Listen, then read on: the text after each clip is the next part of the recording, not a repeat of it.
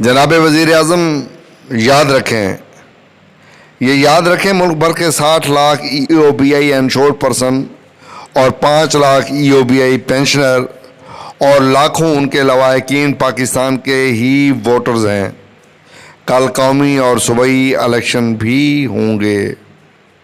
ہمیں افسوس ہے کہ 7 سپتمبر 2022 EOBI بورڈ آف ٹرسٹیز کے 29ویں اجلاس میں بھی پینشن اضافے کا فیصلہ نہیں ہوا، لیکن 1 اگست 2022 ہونے والے 28ویں اجلاس میں ادارے کے ملازمین کی پینشن میں 15% اور تنخواہوں میں اضافہ کر لیا۔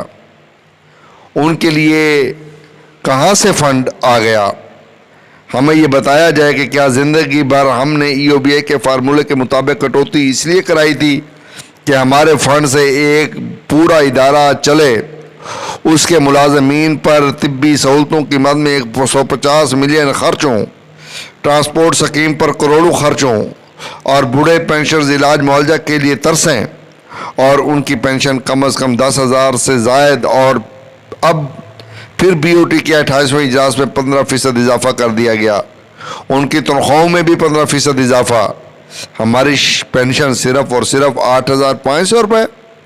ہم سے بھٹو مرحوم نے یہ کہا تھا کہ 1% تم اپنے تنخواہ سے کٹواؤ اور آجر 5% دے گا اور حکومت وقت 6% دے گی۔ یہ پیسہ تمہارے بڑھاپے میں کام آئے گا۔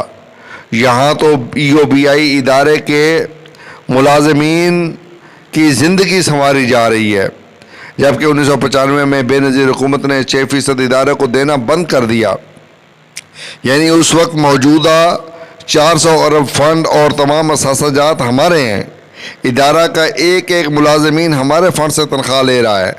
بورڈ آف ٹرسٹیز کے 1 اگست کے 28ویں اجلاس میں ادارے کے ملازمین کی تنخواہ اور پینشن میں 15% اضافہ کر کے 5 لاکھ بوڑھے پینشنر جو بے بسی کی زندگی گزار رہے ہیں ان سے جینے کا حق چھینا جا رہا ہے۔ ٹھیک ہے، ادارے کے ملازمین بھی ہمارے بھائی ہیں، لیکن ہماری پینشن میں بھی تو اضافہ کر کے ہمیں بھی معاشی قتل سے بچاؤ کیا جائے۔ ہم نے اپنے بچوں کا پیٹ کاٹ کر زندگی بھر اپنی تنخواہوں سے کنٹریبیوشن اس لیے جمع کرایا تھا کہ ہم خود غربت کی لکیر کے نیچے زندگی گزاریں۔ ہمارے ہزاروں پینشنر ساتھیوں کے گھر بار سیلاب کی تباہ کاریوں کی نظر ہو گئے۔ ہمارا کوئی پرسان حال نہیں، کس کو اپنی بپتا سنائیں۔ حکومت وقت اپنی کرسی بچانے کے لیے وہ پڑی ہوئی ہے۔ انہیں یہ احساس نہیں کہ 60 لاکھ انشورڈ پرسن حکمرانوں کی بے بسی کی وجہ سے اپنا مستقبل تاریخ دیکھ رہے ہیں اور موجودہ 5 لاکھ پینشنرز کی سسکتی بلکتی زندگی دیکھ رہے ہیں۔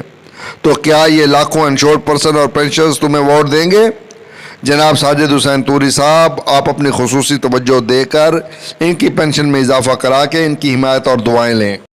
خدا را ان پینشنرز پر رحم کریں اور ادارے سے کرپشن کا خاتمہ کریں۔ ہمارے تقریباً 100 ارب فنڈ سے کھلواڑ کیا گیا، لیکن EOBI فنڈ کے چور آزاد ہیں۔ کیوں؟ ہمارے اربوں کے اثاثوں پر 11 سے زائد سٹے آرڈر لیے ہوئے ہیں۔ ان کو ختم کرا کے EOBI کو تباہی سے بچائیں۔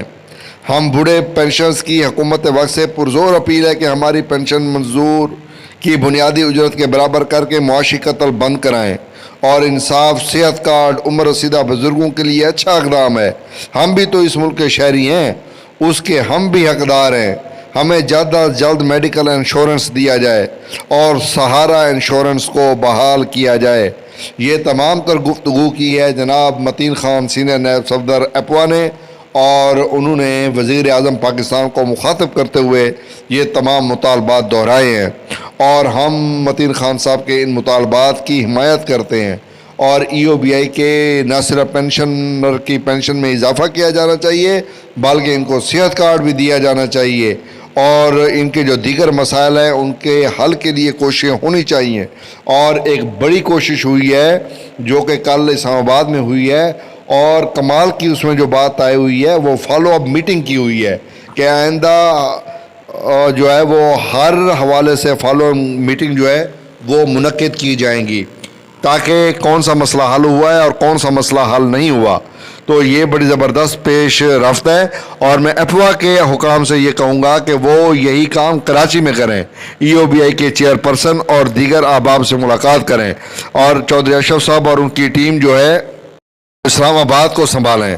یعنی اووا جو ہے اولڈ ایج ورکر ایسوسی ایشن, چودھری محمد اشرف صاحب, کول خان خٹک صاحب اور دیگر احباب یہ اسلام آباد کو سنبھال لیں, اور اسور شمیم صاحب, اسرار ایوبی صاحب اور یہ جو متین خان صاحب, علمدار صاحب, زبیری صاحب, یہ کراچی کو سنبھال لیں اور دونوں آپس میں کوارڈینیشن پیدا کر لیں تو میرے خیال میں یہ کام بہت جلد ہو جائے گا. میں یہ تجویز آپ احباب کے سامنے رکھتا ہوں. آپ میری تجویز سے اتفاق کرتے ہیں یا نہیں کرتے, کمنٹ باکس میں ضرور بتائیے.